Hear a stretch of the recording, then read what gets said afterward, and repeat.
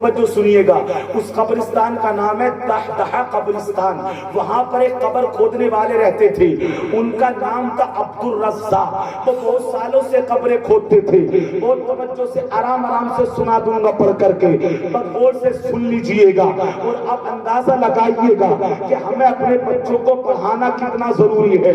جناب عبد الرزاق کہتے ہیں مجھے 40 سال ہو گئے دمشق کے قبرستان میں قبریں کھودتے کھودتے ایک مرتبہ ایسا ہوا، ایک خاتون میرے پاس آئی، آ کر کے اس نے مجھ سے کہا اے عبد الرزاق آپ ایک قبر کھود دیں۔ کہتے میں نے قبر کھودی، تھوڑی دیر بعد ایک جنازہ آیا، لوگ بظاہر کم تھے، زیادہ تعداد نہ تھی۔ کہتے جنازہ پڑھایا گیا، کہتے جنازے کو میں نے قبر میں اتارا تو کیا دیکھا؟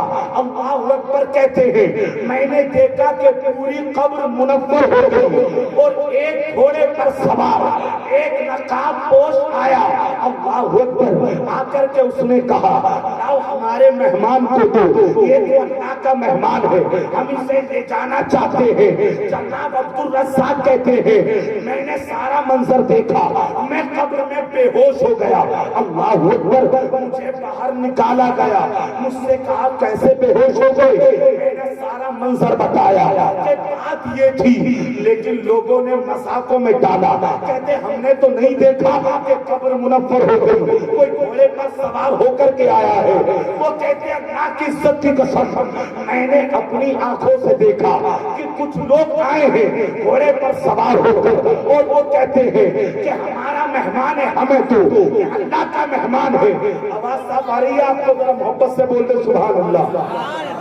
سنیے گا، جناب عبد الرزاق کہتے ہیں میں نے بتایا کہ میں نے قبر میں یہ منظر دیکھا، لوگوں نے مانی نہیں، لیکن سب نظارہ سب کو نہیں دکھتا، سب نظارے سب کو دکھائی نہیں دیتے۔ وہ کہتے ہیں لوگ اپنے گھروں کو چلے گئے، میں بھی چلا گیا۔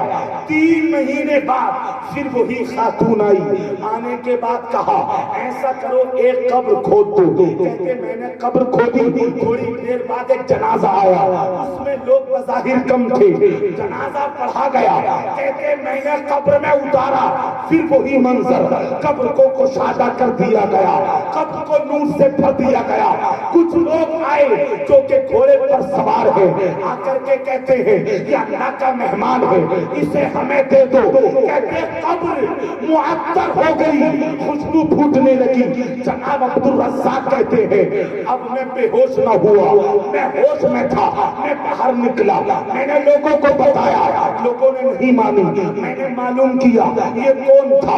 اللہ اکبر کہتے جناب عبد الرزاق میں اس خاتون کے گھر پہنچا اور جا کر کے میں نے دستک دی، میں نے جا کر کے کہا ایک خاتون ایک بات تو بتائیں، ایک خاتون ایک بات تو بتائیں، ایک بات سے پردہ تو اٹھا دیں۔ کیا بتائیے؟ خاتون پردے میں ہے۔ کیا ایک بات صحیح سے بتانا، پچھلے 3 مہینے پہلے آپ آئی تھی قبر کھدوانے؟ کہاں میں آئی تھی۔ آج بھی آپ آئی ہیں قبر کھدوانے کے لیے؟ کہاں میں آئی تھی۔ کہا ایک بات بتائیے یہ دونوں کون تھے، یہ دونوں جنازے کس کے تھے؟ کہتے آپ کیوں پوچھنا چاہتے ہیں؟ کہا کہ میں نے یہ نظارہ دیکھا، پہلے والے کو قبر میں رکھا تو یہ دیکھا کہ اس کی قبر منور ہو گئی، دوسرے والے کو دیکھا اس کی قبر منور ہو گئی، اور وہ کہتا ہے اللہ کا مہمان ہے جانے دو، اللہ کا مہمان ہے لاؤ جانے دو۔ اللہ اکبر جب خاتون نے اتنا سنا، ذکری والوں دل کے کانوں سے سنیے گا، میری اور ماں بہنیں بھی اس کو دل پر لکھیے گا۔ خاتون کی آنکھوں میں آنسو ہے، ذرا محبت سے ایک مرتبہ سبحان اللہ بولیے۔ آنکھوں میں آنسو ہے۔ کہا کہ آپ نہیں جانتے، لیکن اگر آپ پوچھنا چاہتے ہیں تو میں بتاتی ہوں یہ دونوں جنازے کس کے تھے۔ وہ خاتون بولی عبد الرزاق کہتے ہیں اس کے جملے سن کر میرے دل پر بجلیاں گری۔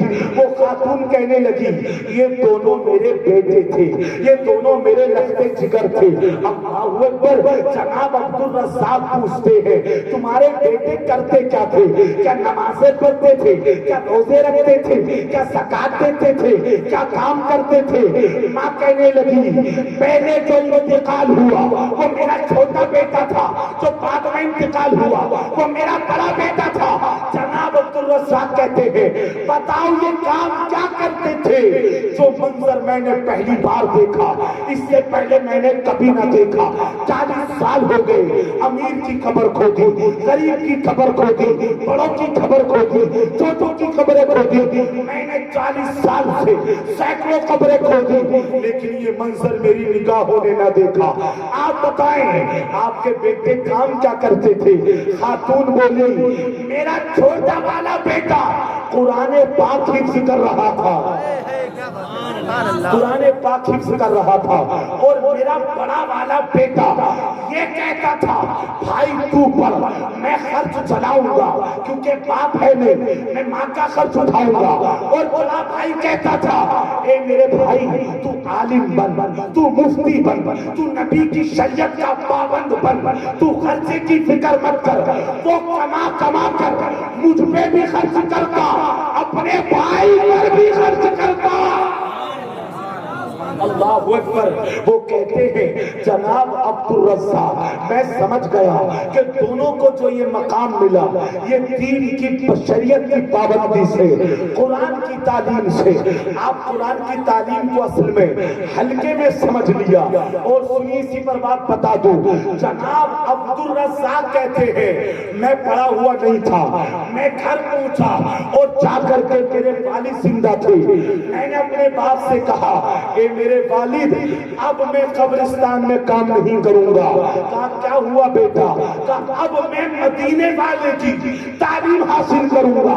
जनाब अब्दुल रज़्ज़ाक़ कहते हैं 40 साल की उम्र के बाद मैं मदरसा पहुंचा, मैंने कुरान पढ़ा, हदीस को पढ़ा, दीन को पढ़ा। जनाब अब्दुल रज़्ज़ाक़ कहते हैं मैंने मेहनत से तालीम हासिल की। अल्लाह की इज्जत की कसम, आप तारीख पढ़ने दमिश्क की, अभी तक उनकी नस्ल में उलमा पैदा होते चले आए। अभी भी जो वहां के वक्त के मुहद्दिस हैं वो जनाब अब्दुल रज़्ज़ाक़ की नस्ल के हैं। मेरे भाइयों, जिंदगी बड़ी थोड़ी सी है, बस बात को समेट रहा हूँ। अपने बच्चों के सीनों से कुरान लगाओ, ये आपकी मग़फ़िरत का जरिया बनेंगे।